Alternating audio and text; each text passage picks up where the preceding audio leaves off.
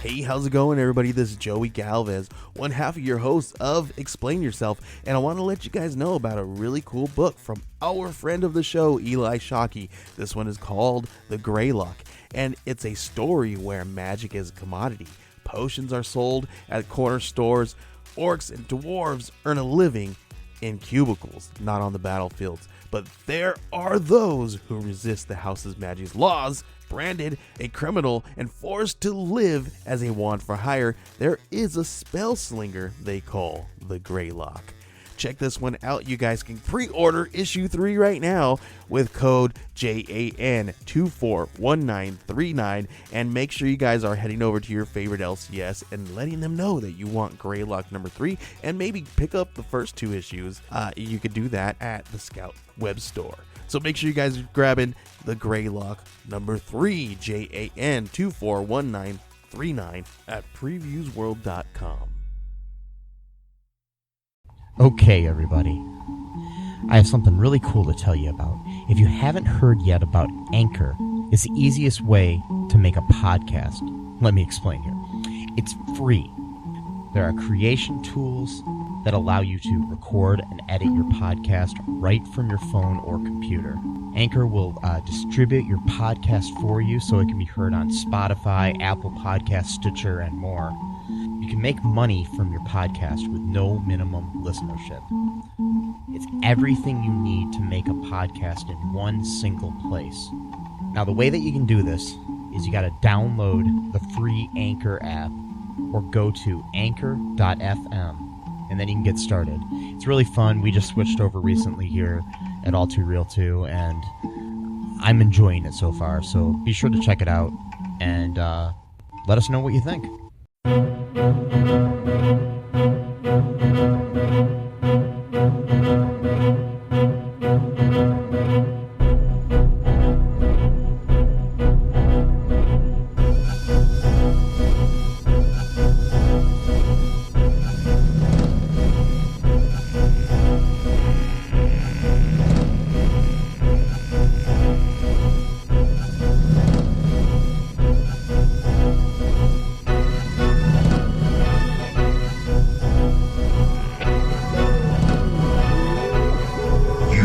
Entering the world of Crisis on Infinite Films, brought to you by All Too Real 2 Podcast.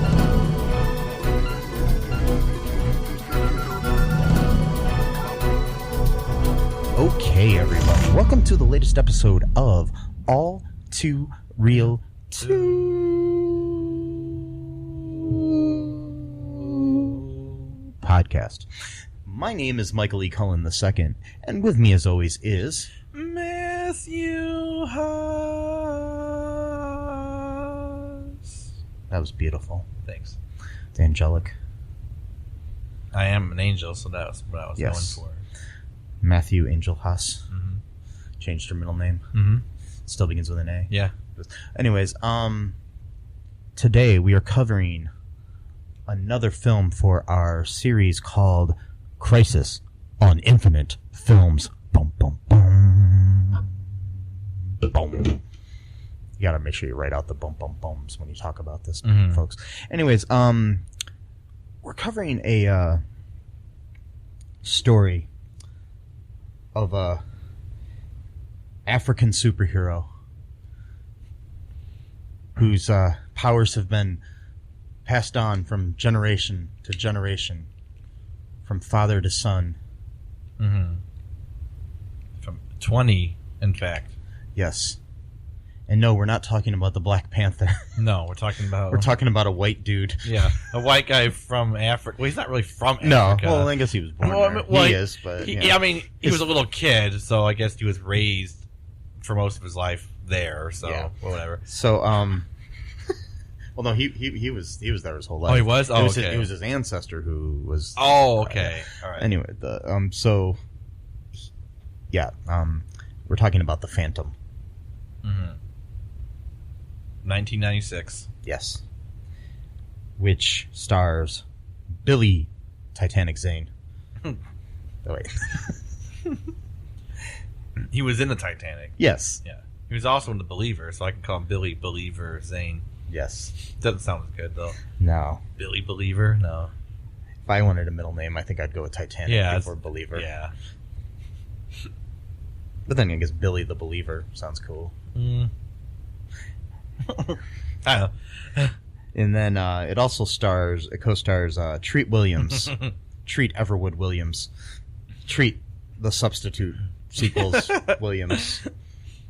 Who's great in this film, by the way? Oh, yes. Christy Baywatch Swanson. Christy Under Siege Swanson. Christy Buffy the Vampire Slayer Swanson. The movie, not the TV show. Okay. She was Buffy in the movie. Oh, okay. Yeah, anyways. Yeah, I remember that movie. Yeah. That was good. And then it also has Catherine, married to Michael Douglas, Zeta Jones. Wait. Catherine. Zeta Jones, right? Catherine Zorro Jones. Zorro. Yes. That's right. What she else was has in she been Zorro. in? She was in all kinds of a lot of movies. She was in the movie with was it Arnold? No, it wasn't Arnold. It was where she had to like climb through all this weird laser stuff. Oh, that was Entrapment. Entrapment With Sean Connery. That's right. It was Yes. Sean Connery. Yeah, she was in that. Marnie Perner. Yeah, Marnie Perner. she was in that. She was in the one with Brad Pitt where they're both like spies sent to assassinate each other. What was that called? Mr. and Mrs. Smith. No, that was you're thinking of his. Oh, I'm thinking of that's Angelina Jolie. Yeah, that's totally different. That's where they met, Okay. and then he cheated on. Oh, yeah, anyways, that's right. Yeah. Cheated on Jen Aniston. Yeah. Yeah. The movie also stars James Uncle Gamby Remar. Yeah. James Black Lightning Remar. Yeah, he's in Black Lightning. James Mortal Kombat Annihilation Remar. James Chronicles of Shannara or Shannara Chronicles. Remar from MTV. Remar. He plays I forgot the character's name, but he plays a character in the first season of Shannara. So yeah, Remar. And he also did a bunch of voices for different animated series based on DC Comics, which is interesting. Okay, But yeah. This movie is not a DC or a Marvel property. It's King Features. Just yeah. Yes, it was a comic strip, then turned into a comic book. Oh, okay. Yes, yes, and it was the film screenplay was written by Jeffrey Boehm, who Boehm or Baum Boam Boehm Baum ba boom boom bum ba boom boom bum ba boom boom bum. Boehm, maybe? Boehm? I don't know. Jeffrey Boehm? Yeah, that sounds right. Boehm. That sounds Jeffrey Boehm. Boehm, Boehm, Boehm. Jeffrey Boehm. Jeffrey Boehm. Okay. Anyways, there you go. Rest in peace. Yeah. Anyways, he died? He passed away. Oh, yeah. okay. Yeah. He's known for writing Indiana Jones and the Last Crusade, among other movies. We also have the movie directed by Simon Windsor, who is an Australian director who is known for directing Crocodile Dundee in Los Angeles, Operation Dumbo Drop, Great movie. Free Willy, That's an okay movie. yes, Quigley Down Under, among others. Very good movie. And it was based on the comic created by Lee Falk. Yes. So that's our information section. Part of it, Yes. I think. So, the Newman, the music. oh yeah, and the music was done by David Newman, who is Randy Newman's cousin. Yeah. it's pretty And cool. most of his family have done like half the movies you've seen in your life. Right, yeah. The music for him. Yeah. So, there you go.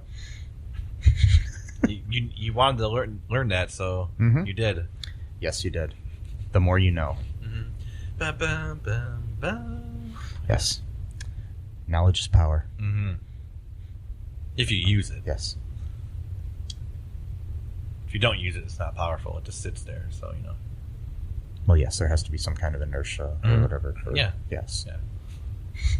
Yeah. Substance of life. Yes. Life.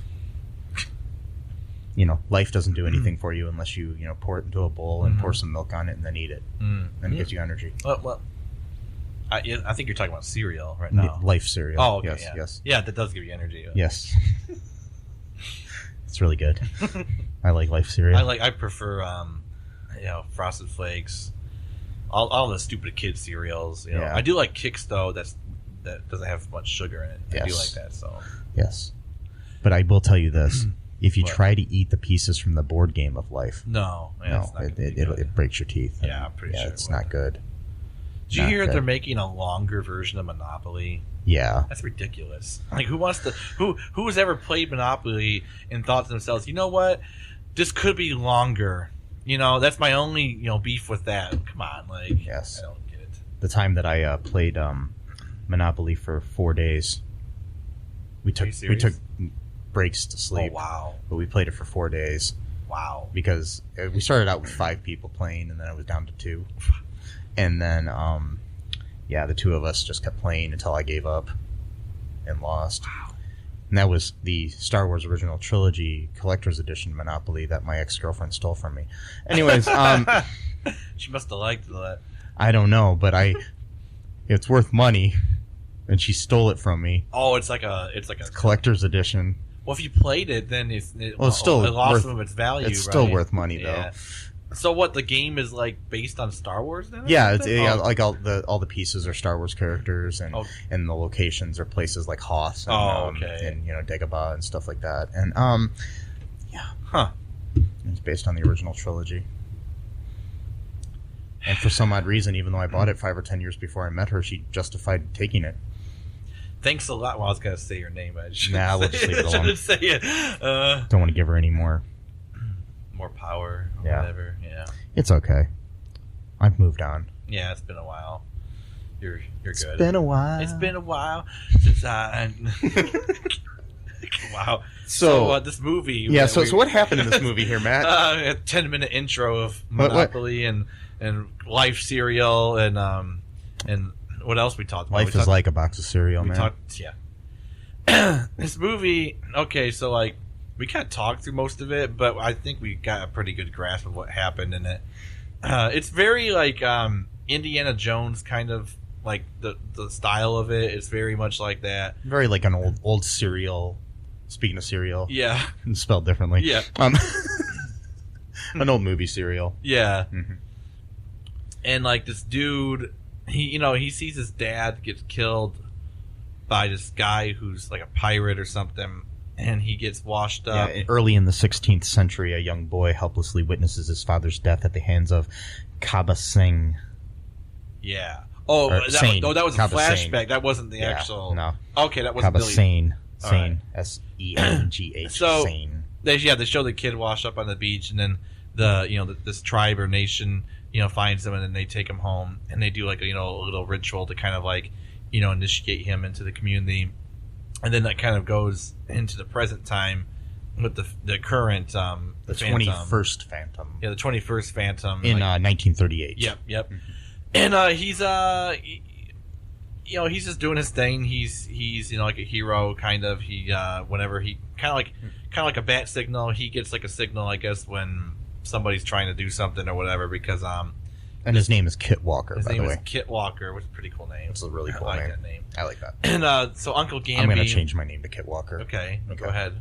So Uncle Gamby from Black Lightning is trying to get some skulls, like a special magical skulls that are like, silver and gold and stuff like that are supposed to have some kind of power. Silver and gold.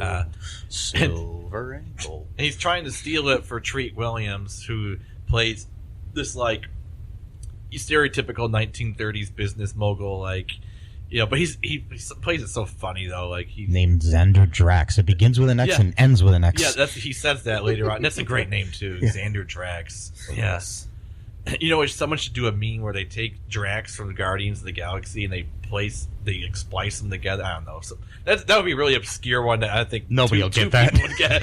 Like, wait a minute, I know that guy. No, yeah, the two people that'll get it'll be you and me. It's like, I love doing that sometimes, making memes that like nobody else will understand. Yeah, I did one like a couple weeks ago. I don't think even you got it, or I don't know if you saw it, but I took a picture of Al Gore's face and I put it on Gloria Estefan for the you got to get the rhythm or whatever. Rhythm's gonna get you. Yeah. So Al Gore algorithm.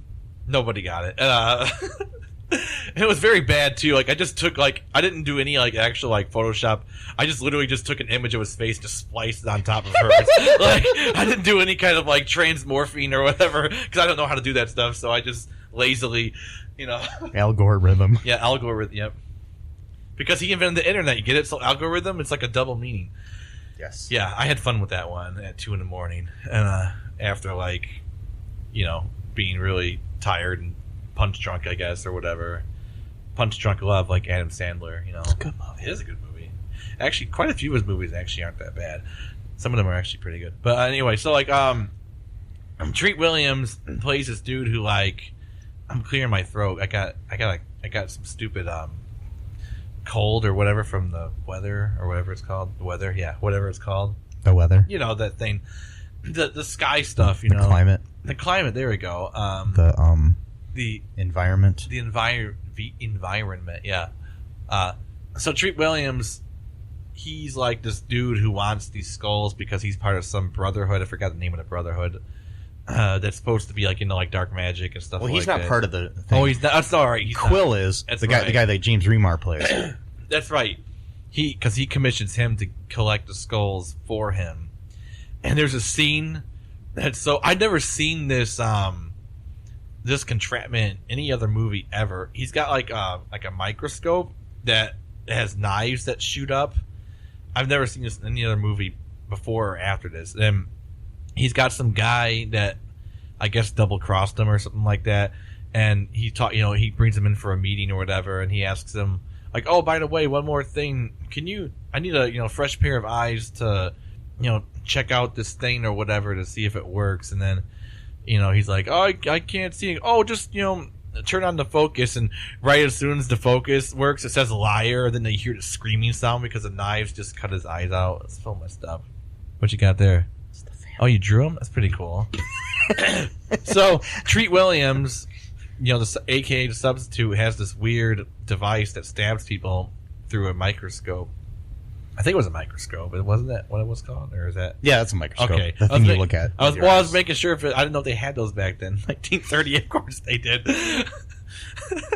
Anyway, he kills him. They were invented in 2012. Yes. He kills him, and then a bunch of other stuff happens. The woman who's the niece of the head of the newspaper. Yeah, head newspaper. Yeah, that guy. That is Christy Swanson's character, right? Who is named Diana. Diana. I'm trying to remember her last name. Off the top of my head, I can't remember it. But yeah, she's Diana Palmer, I believe. Yeah, that's the right name. Yeah.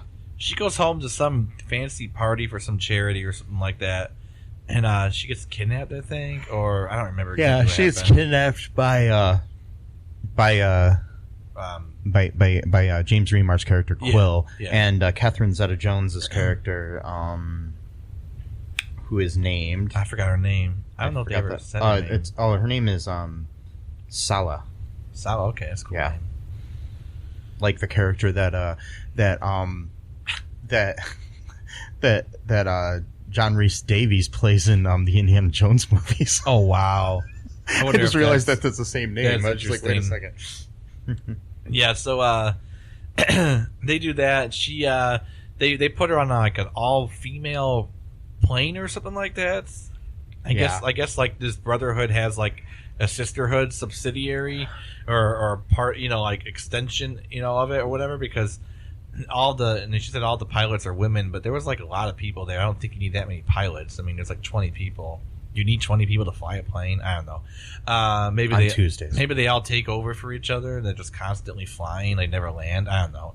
Maybe we weren't paying attention at that point, but to know what was actually happening. But it's not that the movie was bad, mind you. It's just that we just talked through most of it. It wasn't boring. It was actually a pretty decent movie, really. The graphics were okay. They didn't really try too hard to do something that was too much advanced for what they were able to do. They kind of knew their limitations, which actually I think is good because a lot of movies don't seem to know that, aka the Man Thing. Which was directed anyway. I'm not going to get into that, but yeah, we already talked about we already talked about him. But what else happened, Mike? What happened? So on the island, while there, what they do is they I don't know. You don't know? Okay, he saves her, rescues her, Phantom. Yes. Right at some point on the plane. Yes. And then he gets caught by the dude. What's his name again? Thrall or Cole? What's Remar's name? Quill. like a pen. So he gets caught by Quill once again, and then they take them somewhere else. No, but then they get away because Phantom has a pet wolf, and then the wolf helped fight, and then they went and escaped into a plane. Him and Diana went into a plane, and they flew. And I thought for a second that he was just going to leave his wolf behind. I thought that was a pretty dick move. I was like, you're just going to let this dog die on the thing? But no, it was because the wolf ran to like a different part of the island and knew how to get to where they needed to go. And then he went to inform. He started acting like Lassie, and he went to inform the horse. And Timmy fell down the well. Yeah, he told him that Timmy fell down.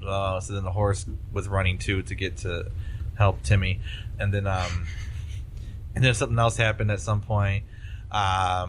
They got into another fight. I think there's lots of like fighting in this movie, kind of like the old style, like Indiana Jones battles, like street battles between people with swords and stuff like that. There actually wasn't a lot of guns in this movie. There's only a few, I think, gunshots in this movie. It was mostly swords and knives. Bang. Yeah, but they did shoot the plane. I know that much because the fuel was running out because of the bullet holes. Bullet holes? That's a hard phrase. Bullet holes. That's a bullet holes. That's a hard. Bullet holes. That's a hard phrase bullet to holes. say. Bullet holes. Yeah, that's what I'm saying. That's what it sounds like. Bullet holes. Wow. Yeah. And they had to land the plane, in like an emergency fashion. I'm trying to remember what else happened after that. Treat Williams starts getting really, really ridiculously funny throughout the movie because he's like in a different movie than everybody else. It's great. He's the best part of this whole movie. He's joking all the time. He's like he treats like dark magic like it's like funny. Like there was this great scene where he's having like a meeting with all these people that's supposed to be like part of his plan or whatever, and the one guy, he's like, I'm not gonna do this. We're talking about dark magic and that's just gone too far. I was an altar boy and so was he, pointing to his brother. And then, his brother's like, you're on your own. I'm going to stay with him or whatever. So the other guy runs out in a huff. And then Treat Williams like, oh, if that's how you feel. And then immediately, like not even a second after he finishes his phrase, he just takes a spear and just throws it at the guy and kills him. And impales him against the door. The best part is when he takes the spear out of the guy. Yeah. The guy falls to the floor, and then he examines the little nick in the wood on the wall. That was perfect acting. Yeah. It was great. Yeah, he's like, oh, I just chipped my the wood here. Like, God damn it. But he's like, yeah, if that's how you feel, and just picks up the spear and just throws it at him. And then there was another scene where you were the one that said it. We found it first when he's like, great news or exciting news or exciting news! We're going to the Devil's Vortex. like you're going to Universal Studios or something, or Disney. And he was so giddy and childlike about it too. Like, yeah, because the Devil's Vortex is the place where the third skull is. Because they need to collect all the skulls to have like unlimited power. I guess for some reason I don't really know what they're gonna do with the power, but whatever. And so like you take the two skulls together and then it's supposed to point to where the third one was. So then it shot out like some laser stuff into a hole in the map, and then that's where they're supposed to go. So then now the movie's a skull hunting, story basically. We gotta get the third skull. Your typical skull hunting movie. Yeah, one of those things. And I like the crystal skull. Interesting. Because one of the skulls actually was crystal in this movie, I think. Kind of. Okay, whatever. And then in the middle, Crystal Gale came out and sang a song. It was really weird. Oh, wait, what? Yeah. No, that didn't happen. No. And then they find the skull. I'm kind of skipping a whole bunch of crap here. It's okay. A bunch of stuff happens. Hopefully you watch the movie before you listen to us. A bunch of stuff happens in between that. They get into a bunch more fights, obviously, with people. The Phantom, he has these periodic conversations with the ghost of his father, I guess. Yeah. And, nobody else can see him. The former Phantom. Yeah, the former. No one else can see him. Some people think he's, just talking to himself or whatever. Talking to myself and feeling old. Sometimes I'd like to quit. Nothing ever comes of it. Hanging around some kind of lonely clown. Rainy days and phantoms always get me down. What's that from? What is that? That was Rainy Days and Mondays by okay. by the Carpenters. Oh, okay. That's cool. Don't sue us for me singing that long. Yeah, whatever. I changed the one lyric, so it was a parody. Oh, okay. Well, there you go. Because I changed it to Phantoms instead of Mondays. Well, there you go. I mean, that still works. It still works. I don't know what else happened. I'm skipping a whole bunch of stuff here. I think Diana got kidnapped again at some point. Well, they all got kidnapped, sort of. Like when they got on the island, there was this problem where they all kind of do this, and then Catherine Zeta-Jones' character kind of became good at the end. Oh, she did. I totally missed that part. Yeah. Oh, wow.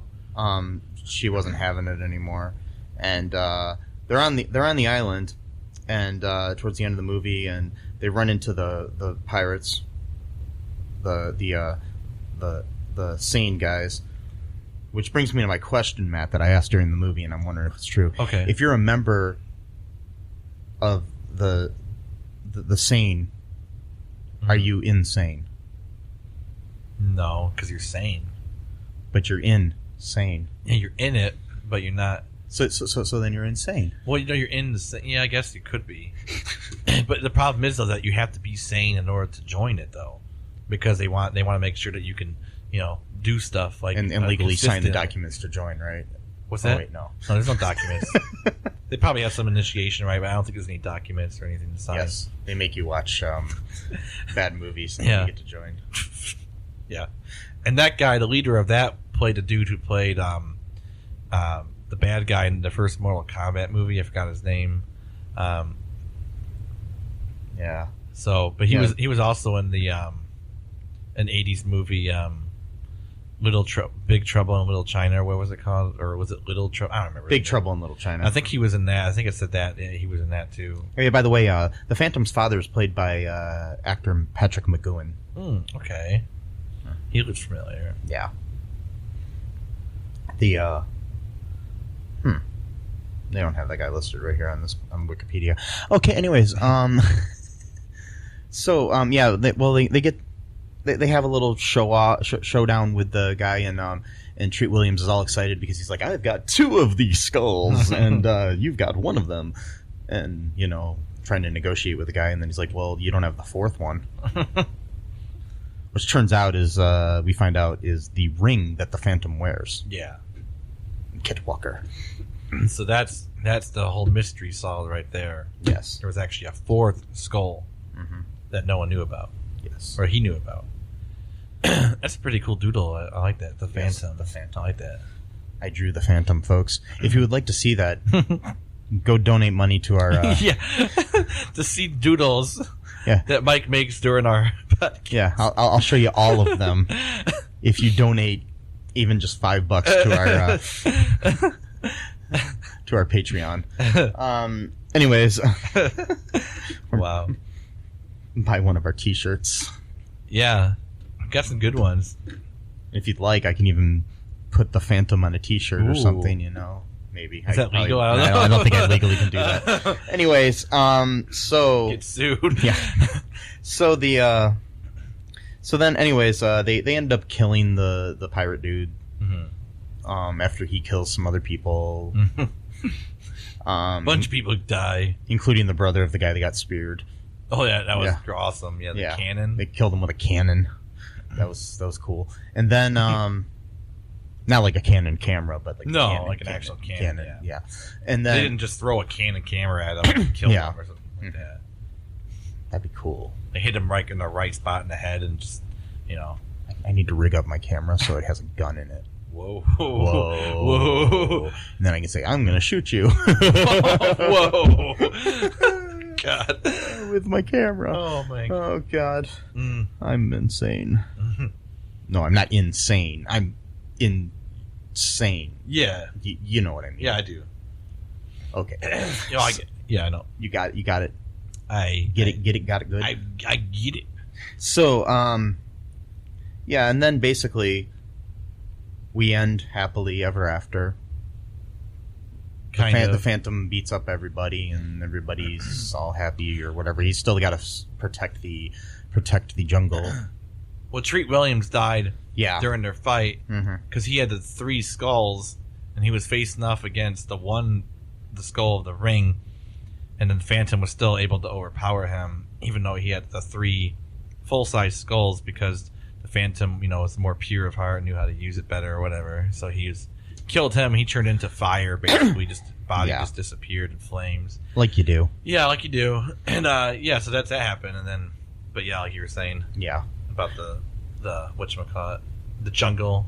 Yeah, he protects the jungle, goes back in, and he tells the story to Diana about his life and everything, and then the end, she asks him to take off his mask, and she admits that she knows he's Kit, and he does, and somehow right when he takes it off, the black makeup he had around his eyes, like in most of these fucking movies, is gone.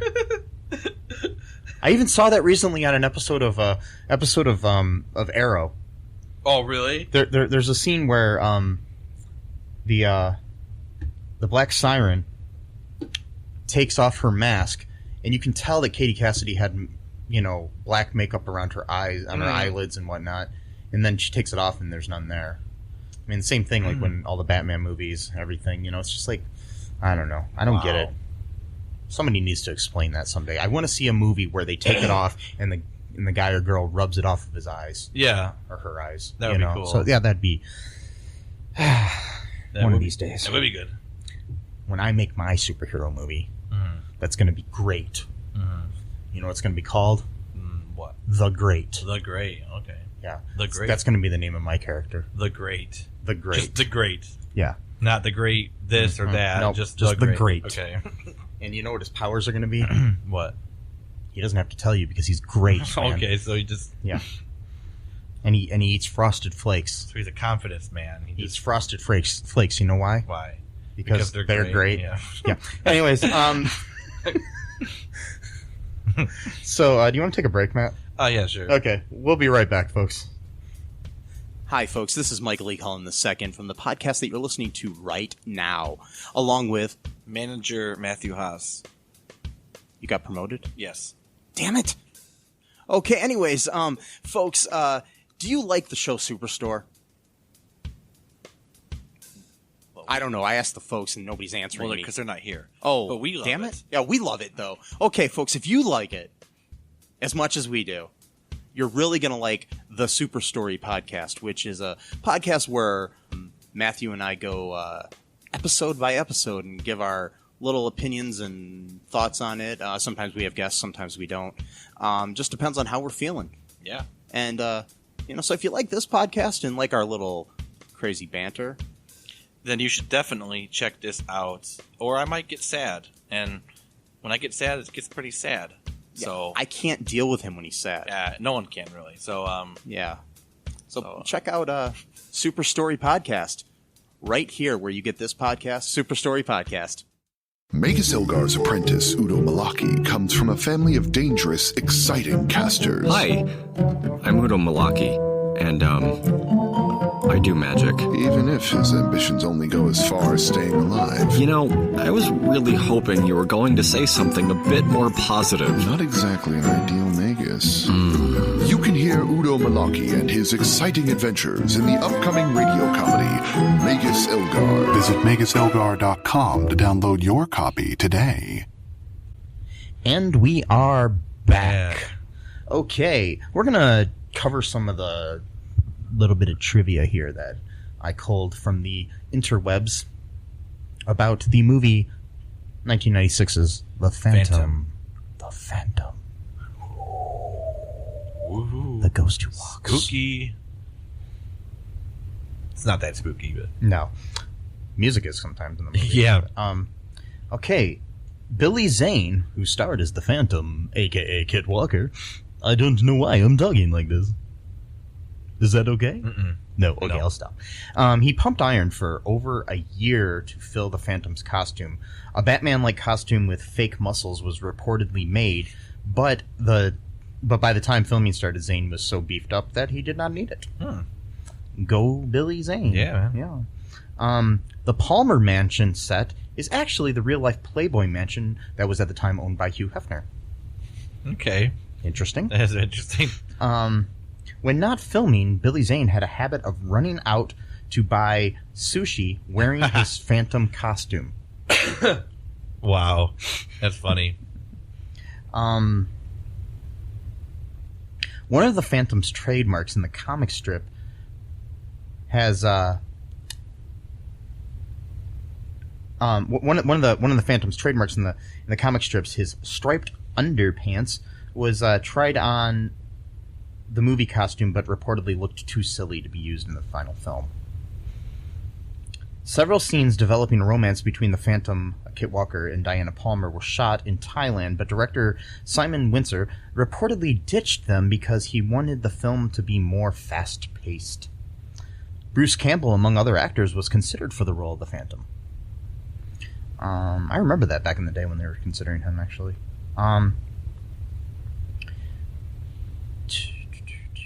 Who's Bruce Campbell again? I'm trying. He's in the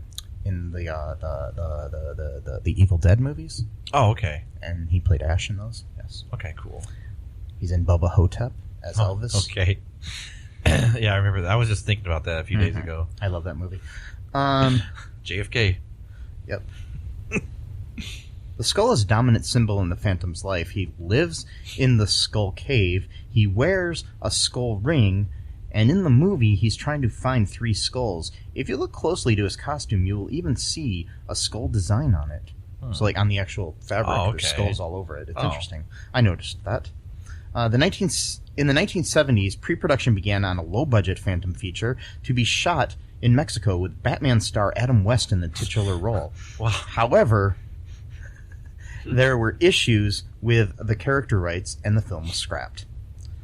Dolph Lundgren was considered for the role of the Phantom That would be interesting. when it was in development in the late 80s and early 90s. Jenny McCarthy and Jennifer Lopez both auditioned for the role of Sala. Eventually, director Simon Windsor cast Catherine Zeta-Jones due to having enjoyed working with her on the Young Indiana Jones Chronicles, Palestine, October 1917, the 1993 episode. Huh. Yes. I think they made the right call with her. The Phantom's father was born in 1872 and died in 1932. He had not been killed 7 years earlier. Had he not been killed 7 years earlier, he would have been 67 years old in 1939 when the film takes place. Patrick McGowan, who plays the role, was also 67 years old when the film was being made. Joe Dante was originally slated to direct, but left due to other commitments. Before this, Joel Schumacher was considered as well, a.k.a. the Batman Forever and Batman and Robin director.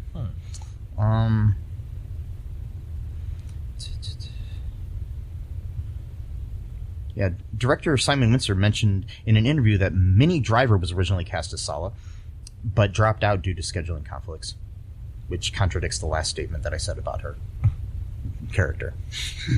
So, anyways, that's just interesting. Yeah. The comic was set in Africa, But the film is set in Thailand, I guess. But I thought they said it was Africa. Well, they said Bengalla. Yeah, I guess they And just made up. Yeah. and the people there looked kind of like Asian. So Yeah. I don't know. Africa's a big place. So. But at the beginning, and it was just weird. Yeah. Yeah. But anyways,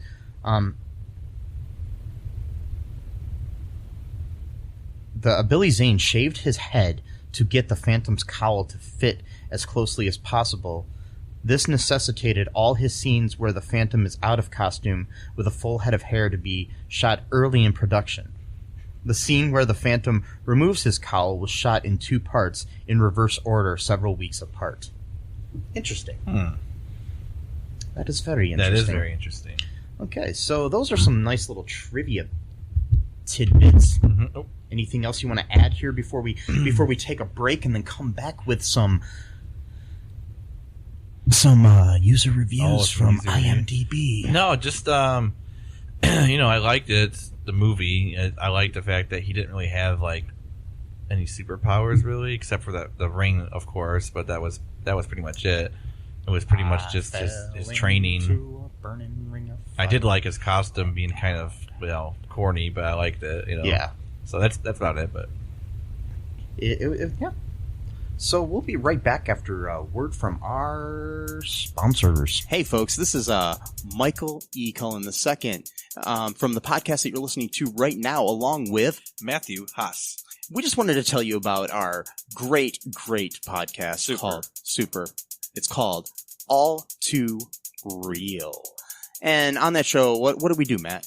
We watch biopics, and then we talk about whether or not the movie matched up with the real story or not. So It was a lot more exciting than that, though. Yeah, so we analyze the real story and the real story. Get it? Get it? Real. Yeah, they're spelled differently, folks. You can guess which one I said which way. Uh-huh. Anyways, so sometimes we have guests, sometimes we don't. But we talk about great movies like Shattered Glass and The Social Network and Futile and Stupid Gesture, among others. Those are some of the ones that we've covered so far, and we're going to cover a lot more. So please subscribe on Stitcher, Apple Podcasts, Google Podcasts, wherever you find your great, fun podcasts. And be sure to share it with your friends. Do it. Do it. Do it. And make sure you're not afraid to get all too real. Bye-bye. And we are back. Mm-hmm. Back in purple. Back in purple. Yep. Back in purple. And I see blurple. I don't know. AC/DC sucks, but Me too. sorry. I mean, I don't suck, but I think they suck too. Yeah. You're replying to those. I said I hate AC/DC. You're like, me too. But then I was like, I threw you through a loop there. Yeah. They're not that bad. They're just not that great. Yeah. But I'm not a big fan of them or Kiss. Yeah, Kiss. And if that loses any listeners, I'm sorry. Who cares? Kiss is way overrated as a band. I mean, they have whatever. Okay. Yeah.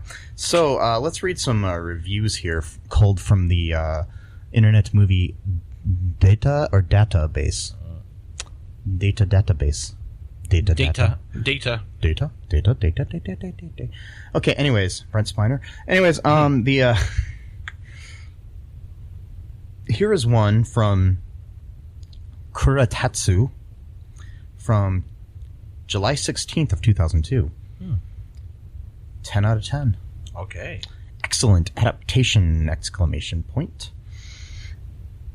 This movie does the character justice in so many ways. For those of you that don't like it, you may be expecting too much from it. Watch it as if you were a kid. Billy Zane was an excellent choice to play this character. Treat Williams is way over the top. Kerry Tagawa as the evil Kabai Insane. Kabai Sane choose enough scenery that the film should bunch in the projector. All I can say is enjoy. Enjoy, indeed. I did enjoy it. I did too. Let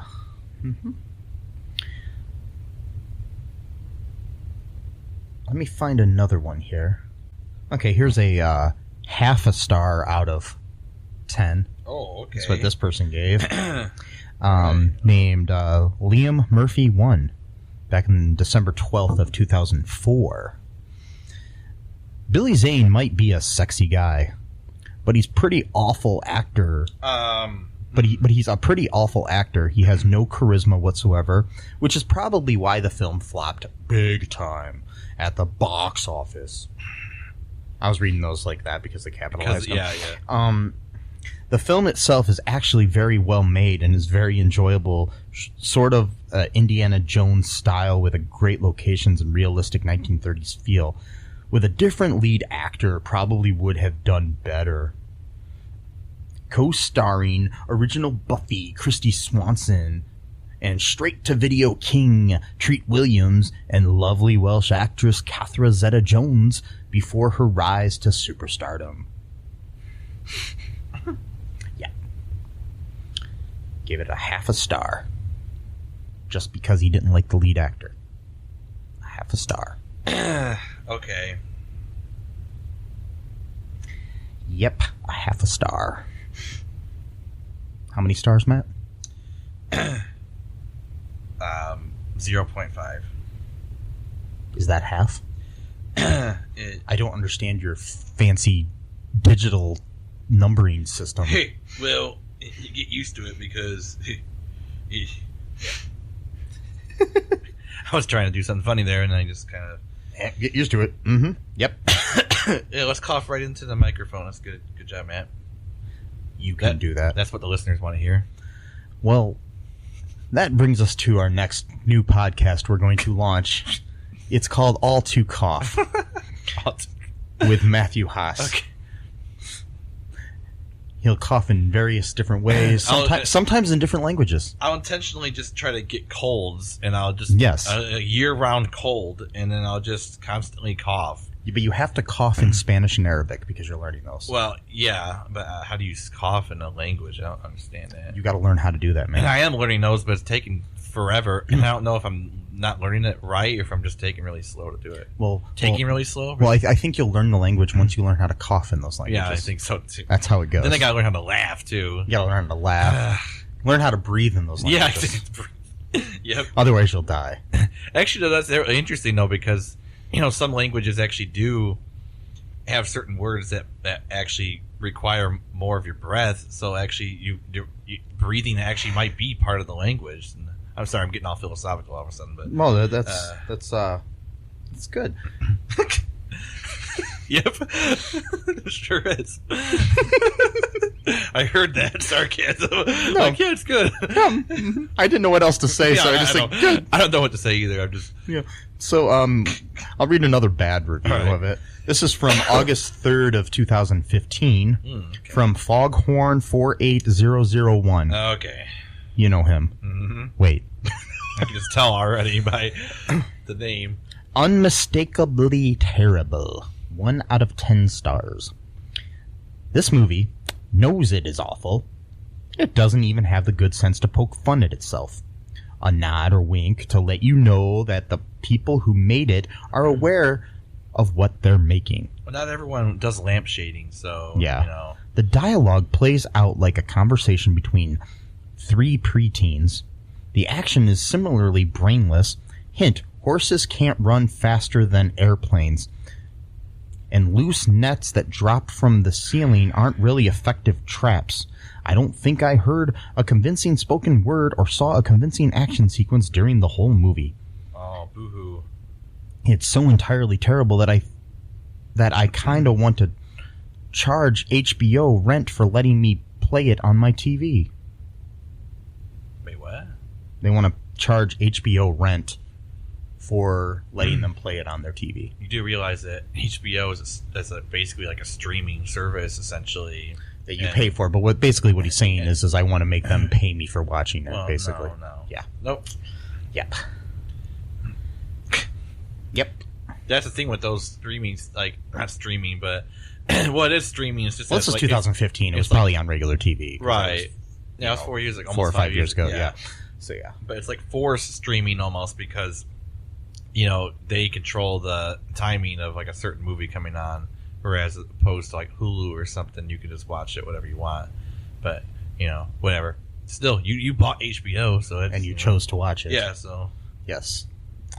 Unless you were tied to your chair with HBO on the TV and you couldn't leave, which happens often, HBO, really? Only HBO though. Showtime doesn't do that because HBO is not TV; it's HBO. It's HBO. Yeah. Do you remember when?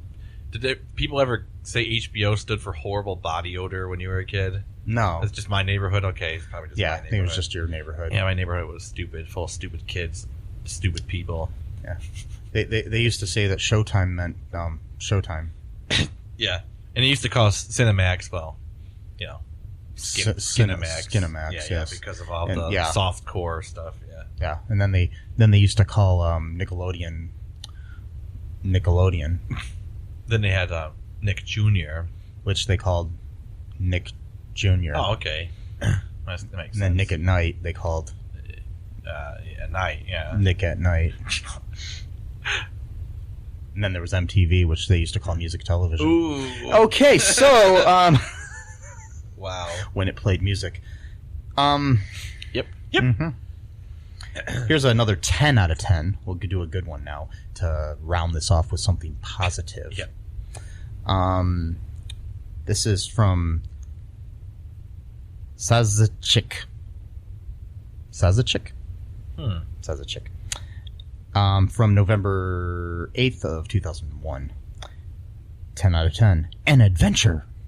Now, come on. You can't expect Oscar quality from a 20s comic book turned movie, but it was a fantastic adventure. How often are movies like that made? Indiana Jones, off the top of my head. I can't think of any others much like that. The Phantom tried, though, and it was good. It was an adventure, packed with action and romance. Just ignore the purple tights. No, come on, those are cool. It's what made Kit Walker, quote-unquote, different as a comic book superhero. Besides, Billy Zane can totally pull it off with his body. Body! Exclamation point. That was it. Okay, yeah, 10 out of 10. So, any other thoughts on the movie before we wrap up the thing? You got to wrap, though. Any of your thoughts? I got to wrap my thoughts? Yeah, because we're wrapping up. I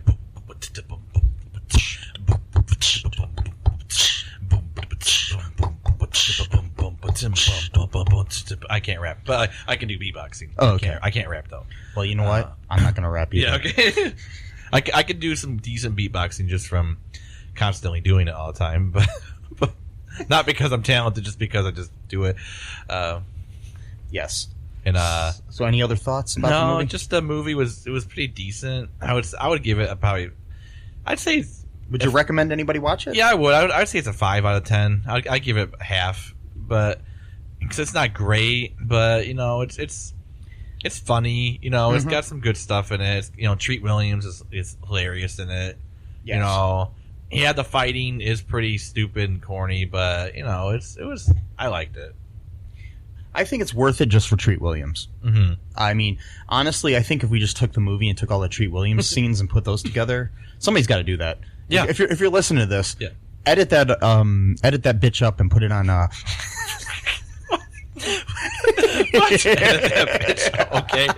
And put it on YouTube. Just the scenes of Treat Williams. Yeah, you'll be like That's all I want. 10 minutes of comedy. Like, yes, it'll be the greatest thing on. Unless it's already up there, I'll look it up. Someone might have actually it done might that. be. If it is, I'll link it in the show notes. Okay. But because that's all you need to see. I mean, Billy Zane's cool and all, and so is Christy Swanson and Catherine Zeta-Jones. But Treat Williams, yeah, come on, he's a treat. He is a treat. He's a treat. He's a very true treat. Okay, he's a funny treat in this movie. Yeah. Yes. It's not a trick. He's a treat. Treat Williams. Yep. That should be on his. That should be on his tombstone when he dies. Yeah, we already He wasn't a trick. He was a treat. Let's plan that out already. Yes. Email him. Yes, I will. Hey, treat. You should make preparations, and if he doesn't, I'm gonna go and deface his tombstone. I'm joking. And by the way, Everwood ruled. Anyways, so Seriously, it was a good show. I liked Everwood. Which was, I believe, Everwood was created by Greg Berlanti. Okay. Which brings us full circle here to the comic book world, because he created the Arrowverse, or the Berlanti-verse, as I like to call it. The Berlanti. Because it's more appropriate than Arrowverse, because Arrowverse just kind of... Because now that Arrow's going off the air... Yeah, because, like, I mean, I understood why they called it at first, because that was the first show that started it. But, like, you know, it's not the... Like, he's not... Like, Arrow's not, like, the leader of the whole, you know, series or whatever series of shows. I mean, like, he's, you know, obviously, I'm pretty sure I'm gonna, like, actually, legitimately cry at the end of Arrow. Like, me too. Because I've become so attached to the character of Oliver Queen. But it's just amazing that, you know, Berlanti, what he's done. I mean, he created Everwood. He's got to start working on Dawson's Creek as a writer. He was one of the producers of the show for a while, too, like, after Kevin Williamson left. And, you know, and then he created Brothers and Sisters and all this other stuff. And then he went on to create these great superhero shows. He's created... And then he's created Riverdale and The Chilling Adventures of Sabrina as well. That's right. Because I went out, I was watching Riverdale over the summer, and I saw that CW and the Berlanti thing. Yeah. But just think about the fact that, like, you know, when people talk about this whole, like, you know, Marvel versus DC... Sorry, I'm, like, going away from the mic for... Yeah, that's fine. Marvel versus DC, blah, blah, blah, bullshit. It's like, you know what? You know, they're both good universes. You know, shut up with this bullshit about, like, DC doesn't have a version of Spider-Man. Okay, well, you know, they don't have to have, like, each versions of things. Like, they can have their whatever. But, like, this guy created, like, 6 different shows based on these superheroes. Yeah. Right? Or co-created them. There's Arrow. I'm just going by order of when they first appeared. Well, there's Arrow, Flash, Supergirl, Legends of Tomorrow, Black Lightning, and now Batwoman. That's 6 shows. Yeah. I mean, not to mention, you know, the other shows he's created. Right. Like I said, like Riverdale and the Chilling Adventures of Sabrina. So yeah, that's pretty amazing. And then he also wrote and directed the comedy, the romantic comedy drama film Love, Simon, which got a lot of good critical acclaim for it. So yeah, you know, and he's only 5 years older than me. Oh yeah, that makes me feel old.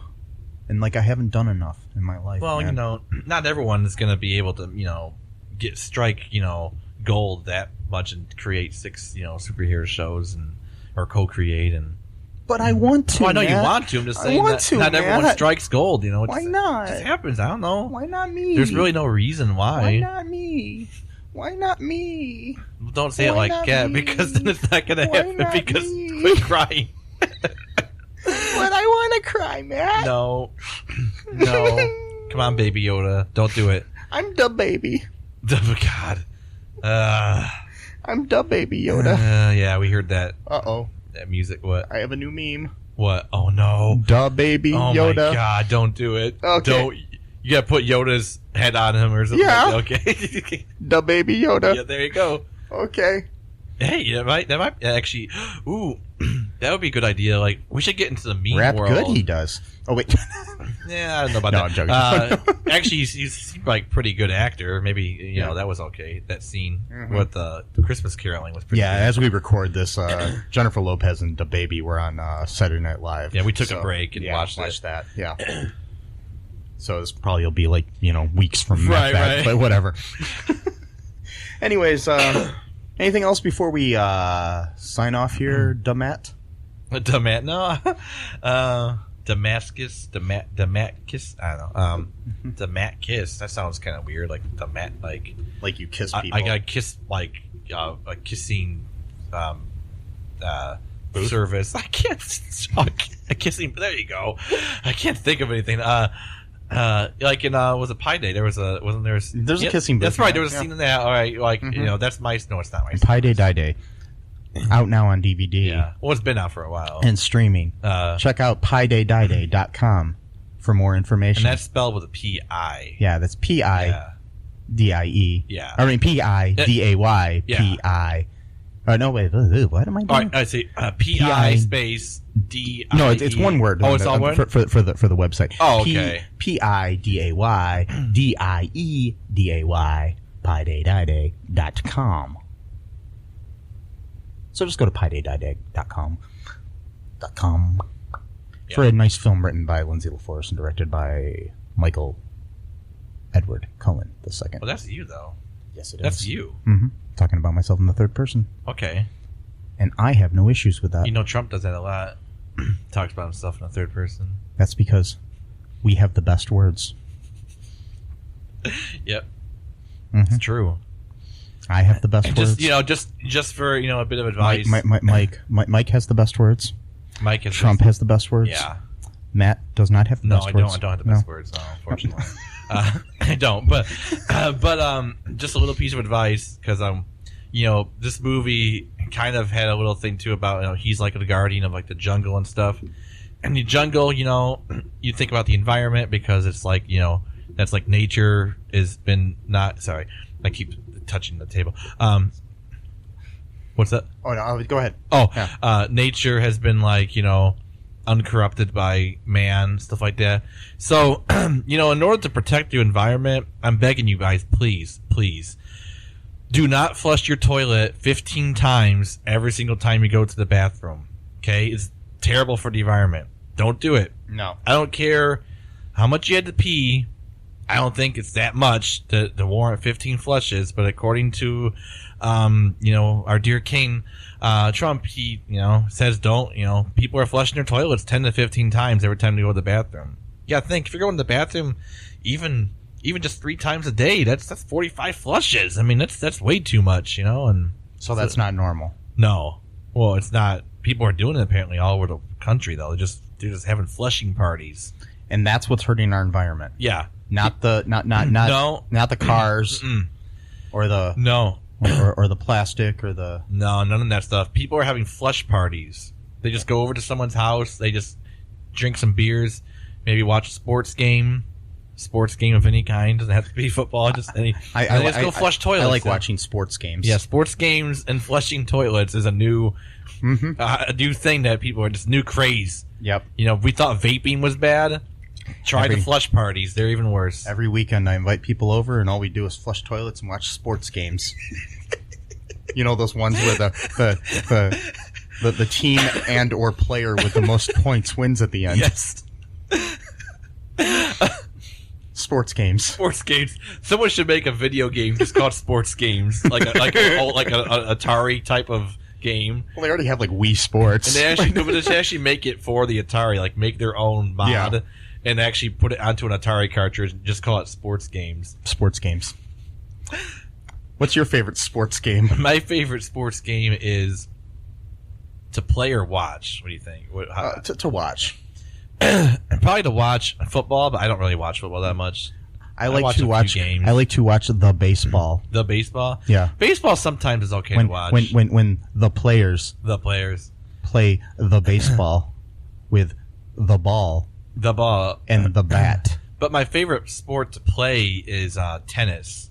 I don't play it that often, but it's like, that's the game I actually like. My favorite sport to play is bowling. Bowling's cool. I like bowling.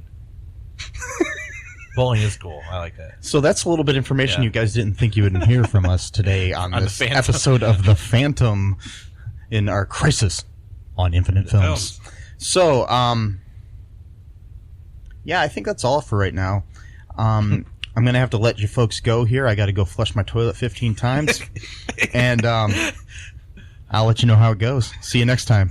Bye-bye. Thanks for listening to All Too Real 2 podcast, a Cullen Park production. Produced and edited by Michael E. Cullen II. Music by Matthew Hawes. Subscribe and share the show. Visit us at cullenpark.com.